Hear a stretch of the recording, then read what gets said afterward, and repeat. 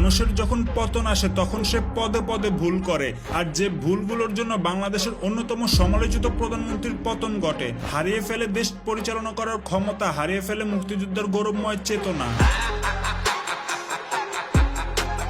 সাবেক প্রধানমন্ত্রী শেখ হাসিনার প্রথম ভুল ছিল শুরুর দিকে যখন কোটা আন্দোলন সক্রিয় হয় তখন সেটাকে গুরুত্ব না দেওয়া।